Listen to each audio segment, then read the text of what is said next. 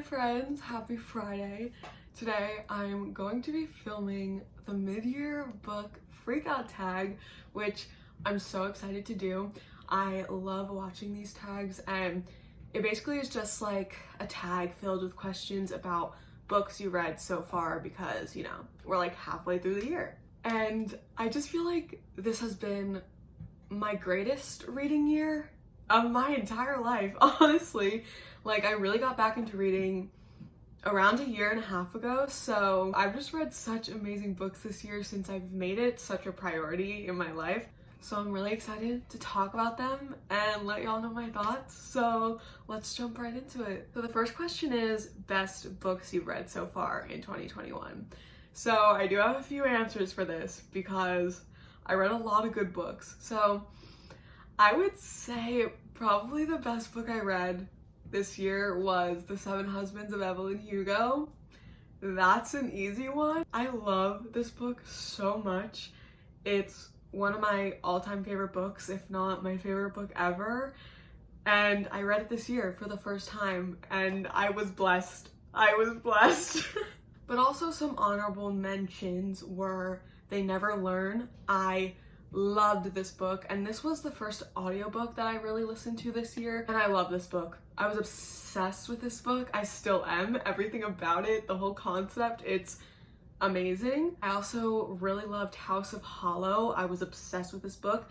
It was a book I could not stop thinking about. Like, I went to sleep the night I finished it thinking about it, and I woke up thinking about it. Like, that's how much I loved this book. I also threw in there The Invisible Life of Addie LaRue because I feel like that was definitely one of like the best written books I've read this year. Like, wow.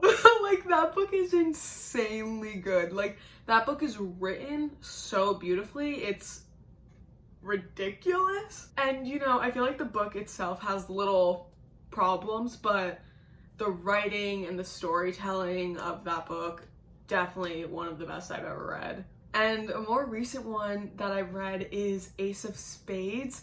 This one, I knew I was gonna like it, but I did not expect to like it as much as I did, and it blew me away. It was one of those ones where, like, at the end, I was just sitting there, like, in silence, mourning what had just happened. Like, oh my god, it was so good. The second question is best sequel you've read so far in 2021. And I'm not a big like series or like sequel reader whatsoever, but I did just read Hang the Moon, which is a sequel book for Written in the Stars, and there's also going to be a third one called Count Your Lucky Stars. And I really like this book. Like, I didn't even think I was gonna like it that much just because I knew I wasn't gonna love the love story as much as I liked Written in the Stars. But I still ended up really liking this book. I really liked all the characters, and I loved that like the characters from the old book were in the new book, and you got to see them as like a little friend group. Like, I just really loved that one. The third question is new releases you haven't read yet, but you're planning to. There are so many books I could answer for this one, but 3 that I'm really anticipating reading is Local Woman Missing. I've just heard this is such like an engrossing good book, like so thrilling, so mysterious. I really want to read it. It's only in hardcover though, so I gotta wait till it goes in paperback because it's $28, you know? Anyway, I also really want to read The Other Black Girl. I've just heard such good things. I also didn't know, like, when I first was interested in it, that like it was kind of like a mystery thriller as well, so it just sounds really good. I really want to read that one. And one I've been anticipating so much is Last Night at the Telegraph Club.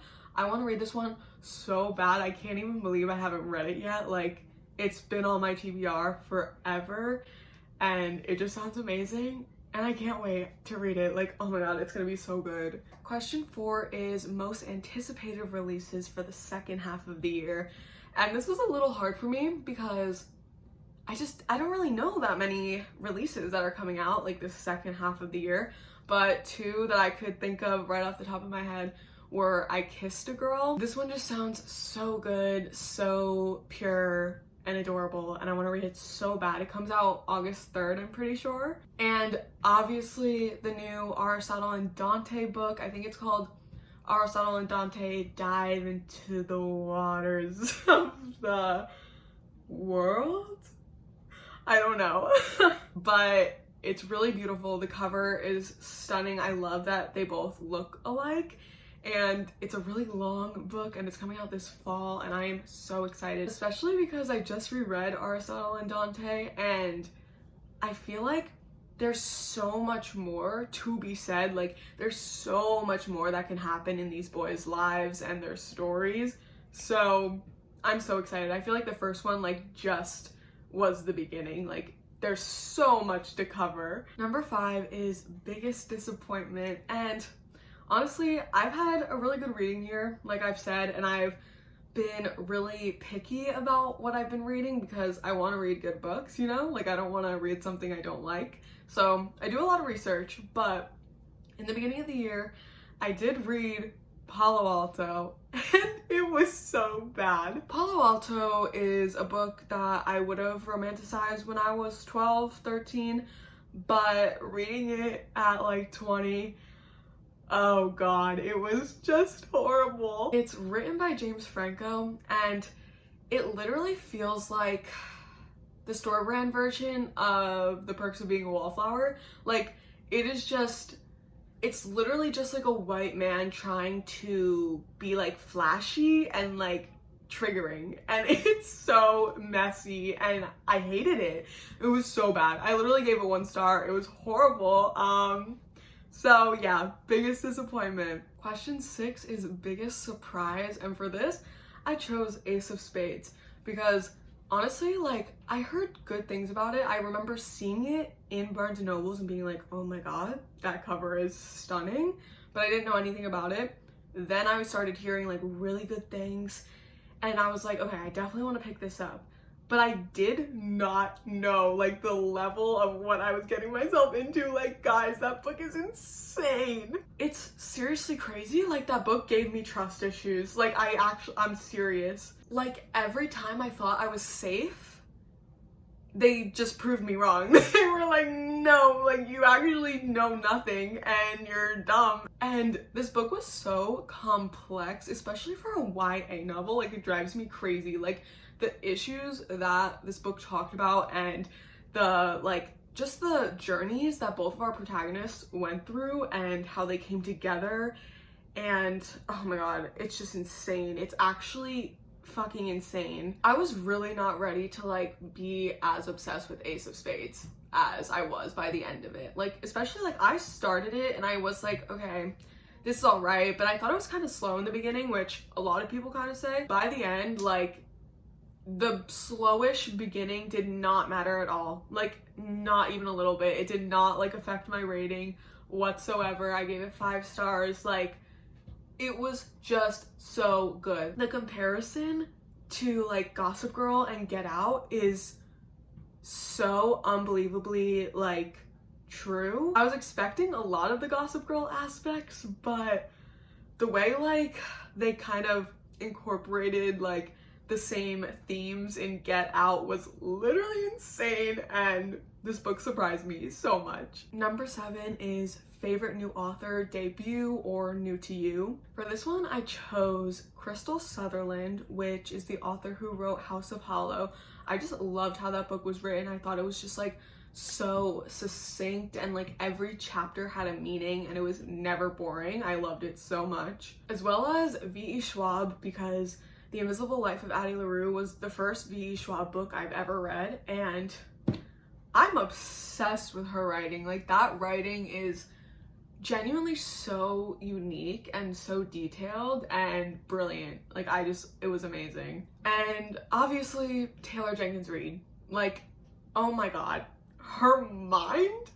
I can't. I really want to read her 2 other books, Daisy Jones and the Six and Malibu Rising, but I just know literally nothing will live up to The 7 Husbands of Evelyn Hugo, so it's really, like, it's tough, you know? Number 8 is newest fictional crush, and this one was so easy for me. my newest fictional crush is Selena from Satisfaction Guaranteed. Oh my god, I loved this bitch. I just like thought she was so cute, so adorable, so like free-spirited, and it was just like so fun to like watch her be a person. Like I just loved her and I fell in love with her deeply. And the fact that like Cade, her love interest, was also so likable, and you got to see them just like be good people together, like it was just like, it was so cute. And I love Selena. I have the biggest crush on her ever. She's an artist. Number 9 is newest favorite character, which for this I chose Elle and Darcy from Written in the Stars. I was just so obsessed with both of their characters. I really liked them and I just felt like close to them. Like I loved that book so much and I loved them as characters. I read the book twice, so I was just so obsessed it was unhealthy. As well as Selena and Cade, I loved their characters. I just thought they were so great, so dynamic, and like so good. Like they were just like genuinely good people, which made them great characters. And also, I don't know if it's pronounced Mila or Mila from One Last Stop. I was always saying Mila, but I loved her character in One Last Stop. She was definitely one of my favorites. And even though she was like, I guess kind of a side character, I just loved her. I loved it every time she showed up. Like she was amazing. And also Scarlett from They Never Learn. Talk about a protagonist. Like, oh my god, like Scarlett, she is not like other bitches. Like, oh my god, she just radiates bad bitch energy. Like the I Did Something Bad by Taylor Swift vibes. Like the energy is just too much. Number 10 is Book That Made You Cry, and I feel like I don't cry that often while reading books. Like I tear up a lot, but I'm not usually crying a lot of the time. But 2 books that were so easy for this question was The Invisible Life of Addie LaRue and The 7 Husbands of Evelyn Hugo. Addie LaRue, like that ending, like oh my god, it drives me insane. I really only cried during Addie LaRue, like at the ending. Like the ending was like so intense and that literally made me bawl. And obviously every single time I picked up The 7 Husbands of Evelyn Hugo, I cried. Every time, like without a doubt. Like I cried throughout the whole book, but then like the ending, oh my god, like I was sobbing. I was literally sobbing. Like oh my god, that shit was intense. Number 11 is Book That Made You Happy, and for this one I picked Written in the Stars and Something to Talk About. I just adored these books like so much. Both of these books I just like couldn't stop talking about after I read them. I read both of these books twice. Like I read Written in the Stars and then I read Written in the Stars over again. And I did the same thing with Something to Talk About. I read it and then like I read one book in between, and it was The 7 Husbands of Evelyn Hugo, in fact. And then I had to recover from that, so I read Something to Talk About again. And I would literally read both of those again because like those are comfort books to me. Like they make me so happy. Number 12 is favorite book to film adaptation you've seen this year. And I've only seen 2. I read Sharp Objects and then I watched the series, which I didn't really like.